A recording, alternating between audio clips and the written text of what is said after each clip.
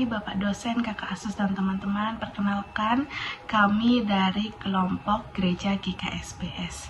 Dan berikut adalah nama-nama kelompok kami. Bapak dosen dan teman-teman, sebelum lebih jauh dan lebih dalam lagi membahas konseling pranikah di Gereja GKSBS, saya akan terlebih dahulu mengenalkan Gereja GKSBS. Mungkin agak asing Gereja GKSBS bagi teman-teman. Nah, akan tetapi Gereja GKSBS ini merupakan singkatan dari Gereja Kristen Sumatera Bagian Selatan, di mana lokasi dari Gereja GKSBS ini terletak di Sumatera Selatan, lebih tepatnya berada di Lampung, Palembang, Bengkulu, dan Jambi.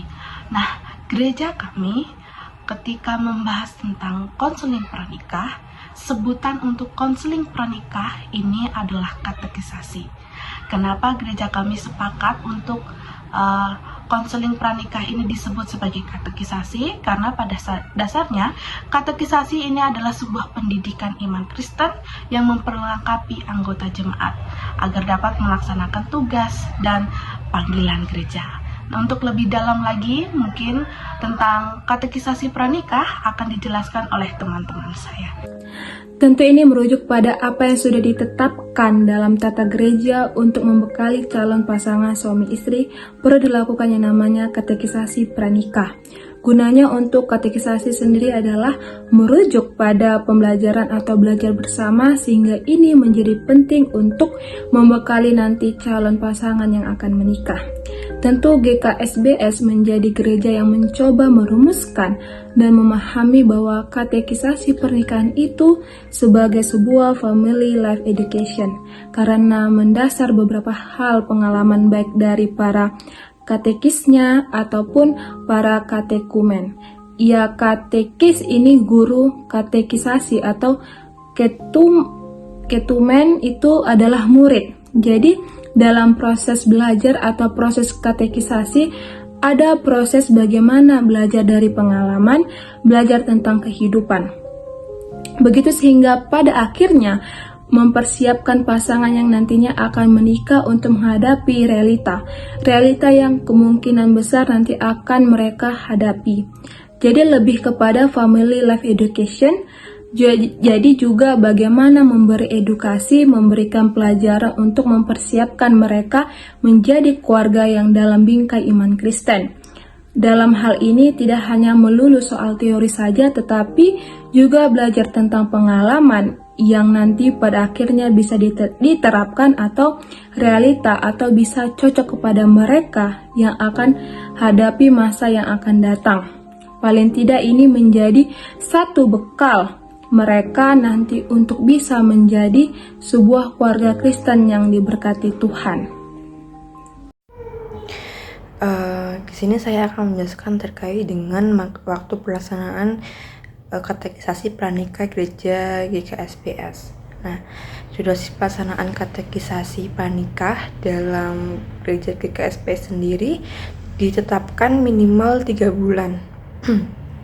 Berdasarkan pertimbangan terhadap keluasan materi yang akan disampaikan nanti ketika katekisasi pranikah.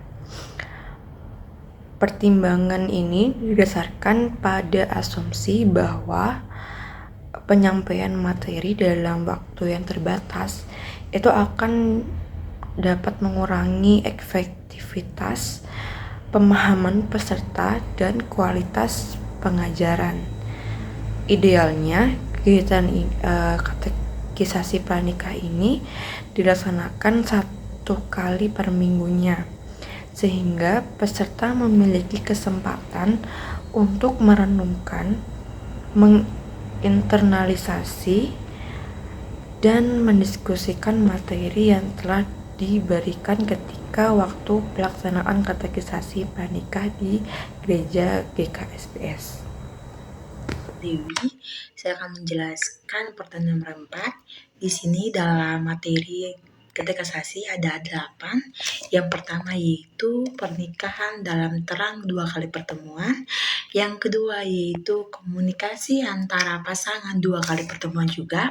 Terus yang ketiga yaitu persiapan memasuki perkawinan juga dilakukan sebanyak 2 kali. Yang keempat yaitu ibadah dalam keluarga dilakukan 2 kali pertemuan. Yang kelima yaitu menata waktu sebagai berkat dalam 1 pertemuan. Yang keenam yaitu manajemen ekonomi 3 kali pertemuan. Dan yang ketujuh yaitu menjadi orang tua 2 kali pertemuan. Dan yang terakhir yaitu kesehatan fisik dan ekososial itu juga dilakukan dalam 2 kali pertemuan. Itu merupakan materi yang dilakukan dalam melaksanakan katekisasi pranikah. Terima kasih. Kelompok kami mengambil kesimpulan bahwa katekisasi pranikah merupakan proses pembelajaran penting yang ditetapkan dalam tata gereja untuk membekali pasangan suami istri. Gereja Kristen Sumatera bagian Selatan memandang bahwa katekisasi ini sebagai bentuk pendidikan kehidupan keluarga yang tidak hanya berupa teori, tetapi juga memuat pengalaman nyata yang relevan agar pasangan siap menghadapi realita kehidupan berkeluarga dalam bingkai iman Kristen. Proses ini juga melibatkan katekisasi sebagai pengajar, katekumen sebagai murid dalam belajar bersama tentang kehidupan berumah tangga. Sekian presentasi kami. Terima kasih.